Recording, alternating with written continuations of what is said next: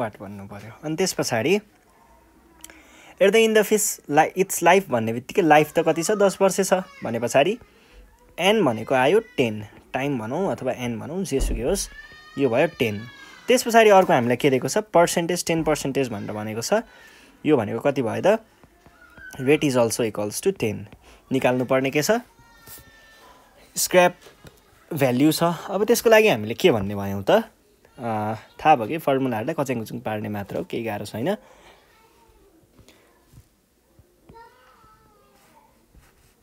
ल फर्मुला लगाउँ है। वी नो हामीलाई के थाहा छ त यसको फर्मुला भनेको S equals to P 1 minus R by 100 को पावरमा एन हुन्छ है। अब यहाँ तपाईँहरूले के राख्न सक्नुहुन्छ त एस इक्वल्स टु भी को भ्यालु 10,000 भयो। अनि त्यस पछाडि 1 माइनस आर को भ्यालु 10 दिएको छ बाई 100 को पावरमा फेरि 10 आयो भनेको गयो। यो भनेको कति हुन्छ 4 अनि यो भनेको 1 माइनस 1 सी 0.9 हुन्छ को पावर 10 गर्नु पर्यो। अब 10 त हामीले गर्ने कुरो भएन यो त लगले गर्ने हो हैन। त्यही भएर using log on both sides दुवैतिर हामीले लग लियो भने log s equals to log 3 4 0.9 को पावरमा 10। अब तपाईहरुले देखि नै सक्नुभयो यो भनेको a डट b को फर्मेटमा छ भने हामीले यसलाई के गर्नुपर्ने हुन्छ त छुटाउनु पर्ने हुन्छ लग प्लस लग 0.9 को पावर 10। अब तपाईहरुलाई फेरि यो कुरा पनि थाहा छ कि 10 अगाडि आइपुग्छ भनेको के हुने भयो त लग 10,000 भनेको कति हुन्छ लग 1 1 2 3 4 भनेको 4 ठ्याक्कै 4 है 10 को पावर 4 ठिकै हो 4 भयो है। अब यसमा हामीले के भन्ने भयौं त 4 प्लस 0.10 टाइम्स लग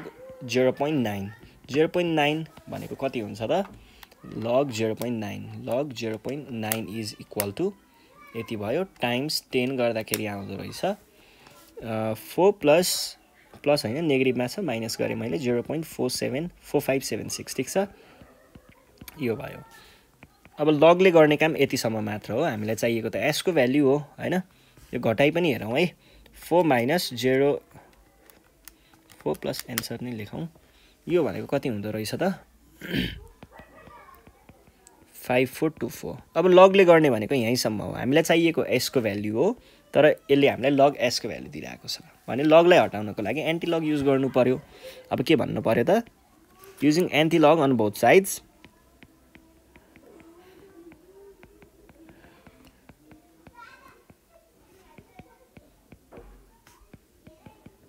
दुवैतिर हामीले एन्टी लग लियौं भने यो भनेको के हुने भयो त यो एन्टी लगले यो लगलाई चाहिँ हटाइदियो s बाँकी रह्यो अनि एन्टी लगमा चाहिँ के भयो त 3.524 भनेको कति हुन्छ त एन्टी लग एन्सर गर्दाखेरि आयो 3486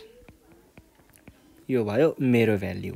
अब तपाईहरुले यहाँनेर को पावर 3 मा छ भने पछाडी तपाईहरुले जस यसको अलिकति तलमाथि हुन सक्छ 1 2 3 भने पछाडी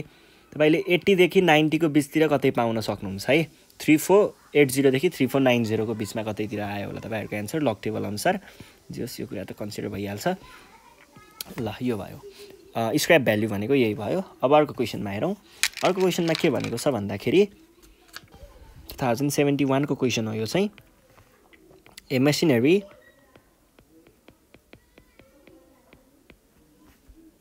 is purchased कति 8 rupees 10,000 its life is कति भनेको छ estimated 10 years and then to fetch a sum of rupees 4,000 thereafter find the rate of compound depreciation।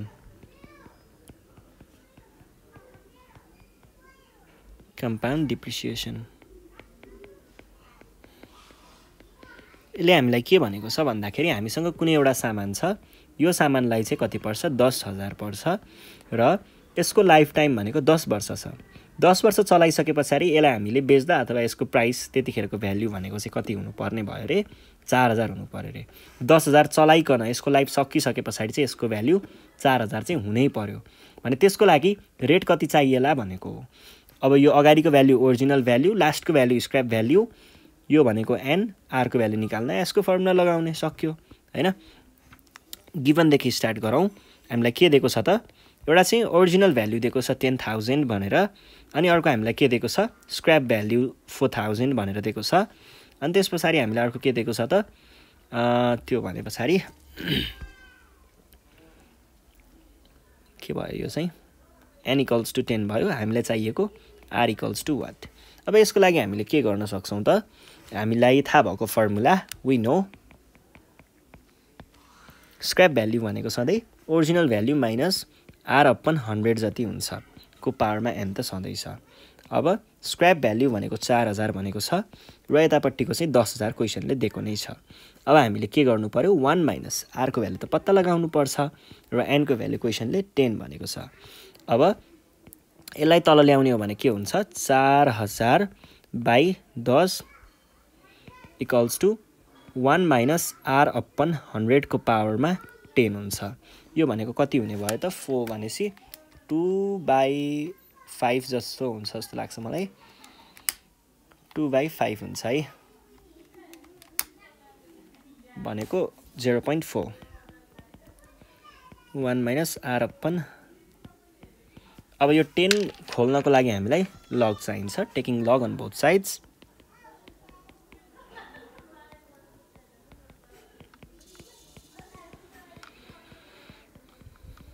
लग लिँदाखेरि यो भनेको के भयो त, log 0.4 equals to log 1 minus r upon 100 को पावरमा 10 भनेको के भयो त, यो 10 लाई अब तपाईहरुले अगाडि ल्याउनु पर्ने हुन्छ भनेको 10 लग 1 माइनस r अपन 100 हुने भयो। अनि यहाँनिर चाहिँ लग 0.4 भनेको कति हुन्छ,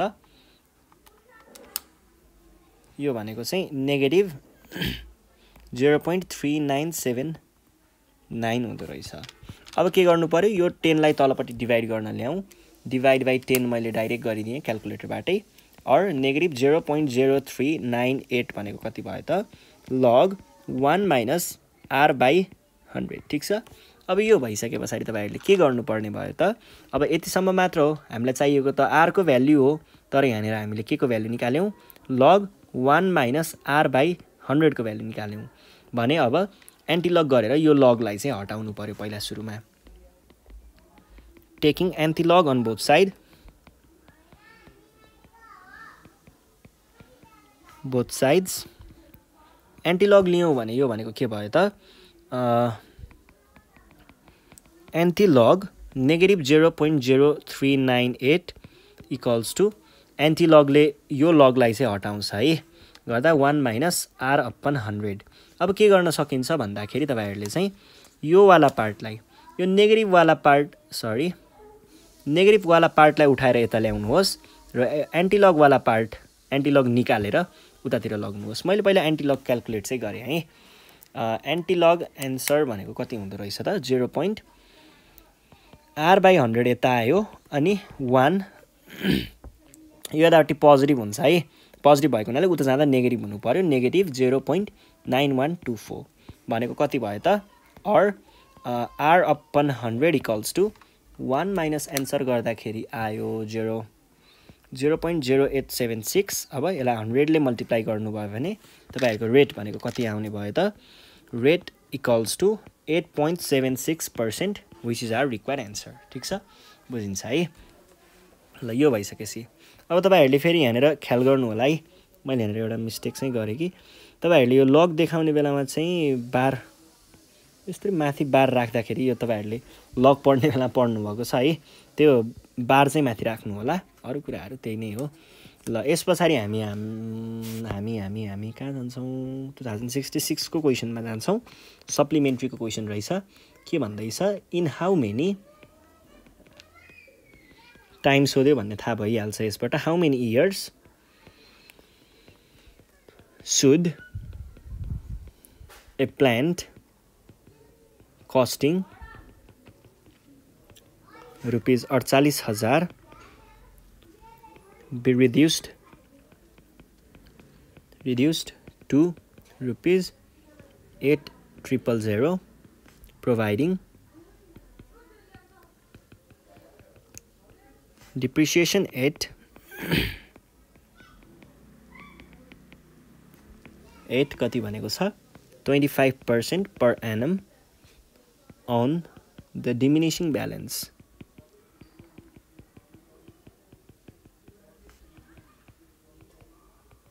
अब यसमा क्वेशन त्यस्तो गाह्रो केही पनि छैन हामीलाई के भनेको छ यति चाहिँ रिड्युस भएर यति हुनु पर्यो भनेपछि ओरिजिनल भ्यालु भनेको के भयो ओरिजिनल भ्यालु भनेको चाहिँ 48,000 हुनु पर्यो र अर्को रिड्युस टु भनेपछि यो भनेको के होला स्क्रैप भ्यालु होला कति हुनु पर्यो स्क्रैप भ्यालु भनेको 8,000 हुनु पर्यो यो भइसकेपछि क्वेशनले भनि नै रहेको छ यो रेट दिएको हामीलाई रेट भनेको के हुने भयो त 25% per annum हुने भयो यो चाहिएको क्वेशन पनि चाहिएको कुरा पनि हामीलाई क्वेशनले यहाँनेर दिएकै छ n equals to what भनेको नम्बर अफ इयर्स कति हुन्छ त्यही पत्ता लगाऊ भनेको त्यसको लागि हामीले अब फर्मुला नै लगाउने हो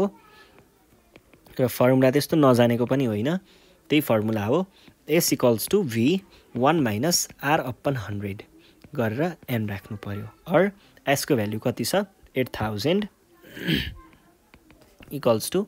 48,000 1 minus r को भ्यालु कति छ 25/100 को पावर n और यो भनेको यो 48 लाई तल ल्याइयो भने 8,000 by 48,000 000 गयो अनि 1 minus 0.25 को पावरमा n और यो भनेको के भयो त 8/48 भनेको 1/6 equals to 1 minus 0.25 भनेको डाइरेक्ट 0.75 लेखौँ है को पावर n अब हामीले यहाँबाट डाइरेक्ट के हुन्छ भनेर निकाल्न त सकिदैन त्यही भएर डाइरेक्ट n को भ्यालु कति हुन्छ भनेर त निकाल्न सकिदैन त्यही भएर हामीले के गर्नुपर्ने हुन्छ त यो काम चाहिँ लगलाई छोडिदिनु पर्ने हुन्छ लगले गर्छ जे गर्छ है लगले है लभले हैन लगले गर्छ है अब त्यसको लागि हामीले के गर्नु पर्यो taking log on both sides त भन्नै पर्यो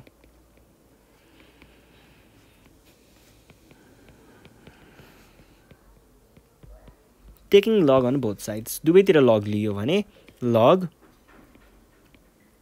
0.1667 इक्वल्स टु लग के भयो त 0.75 को पावरमा n भयो तपाईहरुलाई थाहा छँदैछ यो यहाँ यहाँबाट उछिट्टिएर यतापट्टि झर्नेवाला छ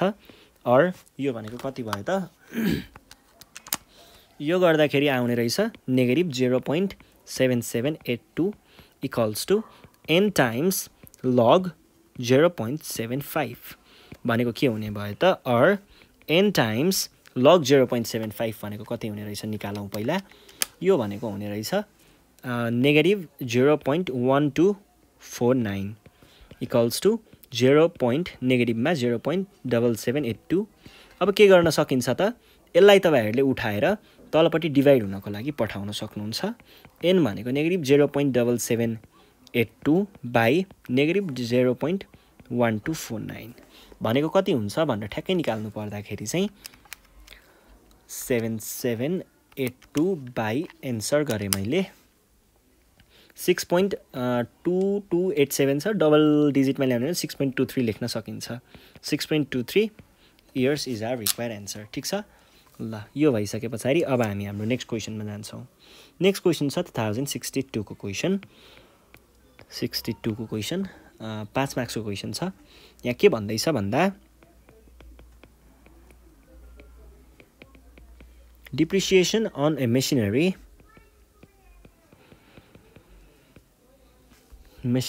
is written off at 5% every year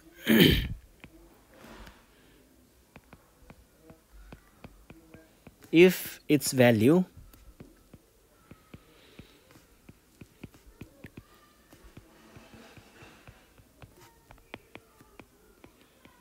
12 years is कति छ rupees 12,500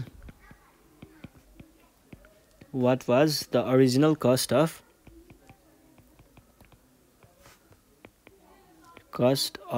the machinery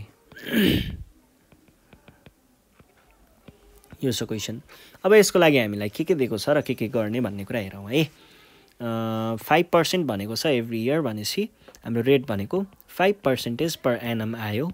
if its value at the end of 12 years is 80 at the end of 12 years ठीक छ at the end of 12 years भनेको 12 वर्ष पछाडि 12 वर्ष भइसके पछाडि भनेको हामीलाई स्क्रैप भ्यालु चाहिँ दिएको हो यो भनेको के छ 500 अनि what was the original price भने चाहिँ हामीलाई v को भ्यालु पत्ता लगाउनु पर्ने रहेछ 12 वर्ष भनेर अघि नै देखि भनिरहेको थिए त्यो भनेको चाहिँ हाम्रो n मा गएर बस्ने भयो यति भइसके पछाडि हामीले के भन्न पाइयो त then we have हामीले के भन्न सकियो त फर्मुला लगाउने हो अनि v को भ्यालु क्याल्कुलेट गर्ने हो केही पनि छैन है 100 को पावरमा n भ्यालु राख्दै जानुहोस् यो भनेको 12500 equals to v1 minus r को भ्यालु 5%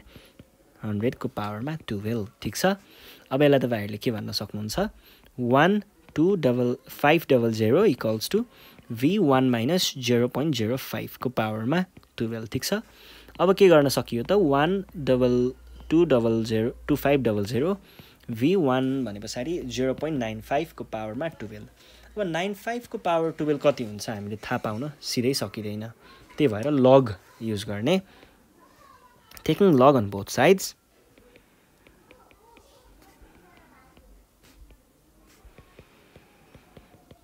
दुवैतिर हामी log लियो भने के हुन्छ त यो भनेको log 12500 equals to log v 0.95 को पावरमा 12 ठीक छ अब यसको त हामीले भ्यालु निकाल्न सकिनै हालिन्छ log 12500 भनेको चाहिँ हुँदो रहेछ 4.0969 equal to log अब यो भनेको log a.b को फर्मेटमा छ त्यही भएर हामीले यसलाई छुट्याउनु पर्ने हुन्छ log b एकातिर आयो र अर्कोतिर चाहिँ log 0.95 को पावरमा 12 आयो ठीक छ अब यो पावरको 12 यहाँनेर ल्याउनु पर्यो भनेको के हुने भयो त 4.0969 equals to log v plus 12 times log 0.95 भनेको चाहिँ म डाइरेक्ट निकाले 12 times log 0.95 is equal to कति भनेको छ त यहाँनेर log v अनि minus 0.2673 ठीक छ अब यो माइनसलाई तपाईहरुले के गर्न सक्नुहुन्छ यतातिर ल्याएर पोजिटिभ पनि बनाउन सक्नुहुन्छ भनेको or यो भनेको के हुने भयो त 4.0969 plus 0.2673 equals to log v यसबाट हामीले के भन्न सकियो त log v भनेको चाहिँ दुईटालाई जोड्नु पर्यो भन्नुको अर्थ के भयो त 4.0969 अनि प्लस 0.2673 भनेको कति हुने भयो त यो भनेको चाहिँ 4.3642 हुने भयो अब यतिसम्म नै हो लगले गर्न सक्ने हामीलाई v को भ्यालु चाहिएको log v मा आइरहेको छ यो लगलाई हटाउनु पर्यो त्यसको लागि के गर्न सकिन्छ taking log on both sides taking log on both anti log है anti log on both sides गर्दाखेरि के आउने भयो त एन्टी log यो एन्टी लगले यो लगलाई चाहिँ के गर्छ त काट्छ त्यही भएर हामीसँग यतापट्टि चाहिँ v मात्र बाँकी रह्यो अर्को साइडमा चाहिँ एन्टी log लिनु पर्ने भयो एन्टी log के भयो त 4.3642 भनेको कति हुन्छ त 10 को पावरमा तपाईहरुले 4.3642 राख्न सक्नुहुन्छ यो भनेको पनि त्यही एन्टी log नै हो है र यो भनेको कति आयो त कति भयो यो भनेको चाहिँ 23131.29 भयो अलिकति तलमाथि हुन सक्छ है 10 को पावर 4 मा छ भने पछाडी लगभग यो भनेको कति हुन सक्छ भन्दा अलिकति तलमाथि हुन सक्छ जियोस् ल यति नै है अब अर्को क्वेशन हेरौँ अर्को क्वेशन रिपिटेड छ त्यो भन्दा तलको 2058 को क्वेशन छ एउटा ओके क्वेसन के छ in how many years a machine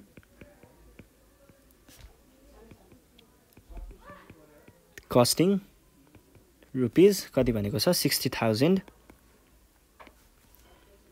will be कति भनेको छ reduced to rupees 1,000 providing depreciation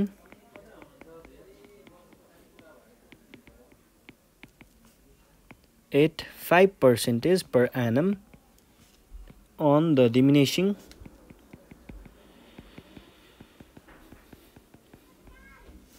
value हैन ब्यालेन्स यो छ क्वेसन अब यसको लागि हामीलाई पहिला सुरुमा यहाँनिर हेरौँ हैन के दिएको छ अनि त्यही कुराहरुलाई हामीले हेरेर क्वेसन सल्भ गर्न सकिन्छ के भनेको छ त हामीलाई in how many years will भनेपछि हामीलाई अभियसली हामीलाई नम्बर अफ इयर्स सोधेको हो कस्तो केसमा कस्टिङ भन्ने बित्तिकै यो भनेको के भयो त हाम्रो v भयो भनेको ओरिजिनल भ्याल्यु अनि त्यसपछि अर्को विल बी रिड्युस टु भनेको चाहिँ के भयो त हाम्रो scrap value that is rupees 1000 ख्याल गर्नुस् है रिड्युस्ड टु र रिड्युस्ड बाइ मा फरक हुन्छ है रिड्युस्ड टु ले चाहिँ के गर्छ एक्ज्याक्ट स्क्रैप भ्याल्यु दिन्छ भने रिड्युस्ड बाइ समथिङ भनेको छ भने चाहिँ यो भनेको चाहिँ के हुन्छ त ओरिजिनल भ्याल्युमा तपाईहरुले यो समथिङ वाला पार्ट घटाएर अनि स्क्रैप भ्याल्यु निकाल्नुहुन्छ है रिड्युस्ड बाइ र रिड्युस्ड टु इंग्लिशमा अलिकति फरक हुन्छ ल इंग्लिशको ग्रामरले फरक पार्छ है अनि त्यसपछि अर्को हामीलाई रेट दिएको छ 5% पर एनम भनेर यहाँनेर दिएको छ अब यति कुराहरु युज गर्यो भने हामीले एन फर्मुला युज गर्यो भने एन निकाल्न सकिनै हालिन्छ हामीलाई के थाहा छ त थाहा भएको कुरा युज गर्ने हो s = v 1 - r upon 100 को पावरमा n हुनु पर्यो भनेको के भयो त s is 1000 = यो भनेको 60,000 छ 60,000 छ 1 - r भनेको 5500 हामीलाई चाहिएको n को भ्याल्यु हो तलपट्टि ल्याउँदा के होला 1000 / 60 1 - 0.05 को पावरमा n or यो भनेको के भयो त 1/60 = 0.95 भनौं न 0.95 को पावरमा n अब यो भन्दा बढी हामीले गर्न सकिदैन यो भन्दा बढी चाहिँ के गर्छ जे गर्छ लगले गर्छ है 1/60 सम्मको चाहिँ भ्याल्यु निकाल्न सकिन्छ यो भनेको चाहिँ कति हुँदो रहेछ त 0.0167 = 95 अब भ्याल्यु निकाल्ने लगले हो taking log on both sides भनेर भने मैले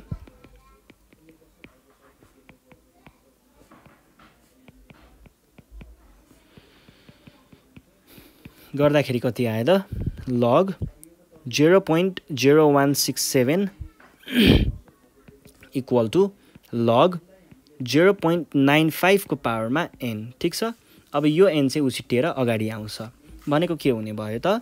पहिला सुरुमा त यसको log लिनु पर्यो log आन्सर गर्दाखेरि आयो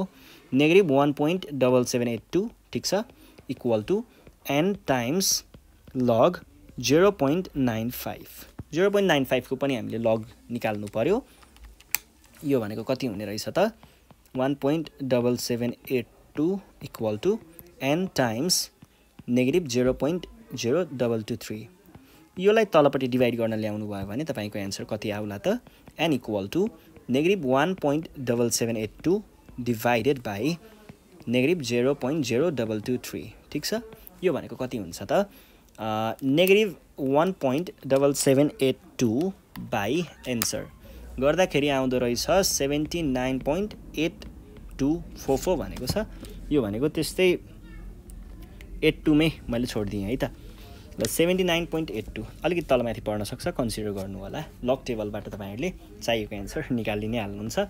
अनि त्यसपछि ल यति नै हो यही कुराहरु हो अब यो कुरा सकिनै हाल्यो यो भन्दा नेक्स्ट भनेको हाम्रो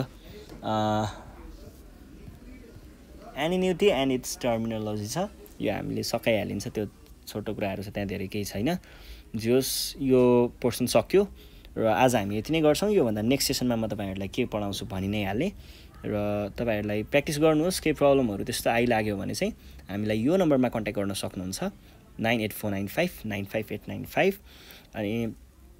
तपाईहरुले नजानेको क्वेशनहरु हामीलाई WhatsAppमा अथवा Viberमा यही नम्बरमा चाहिँ मेसेज गर्न सक्नुहुन्छ अथवा हाम्रो मेल एड्रेस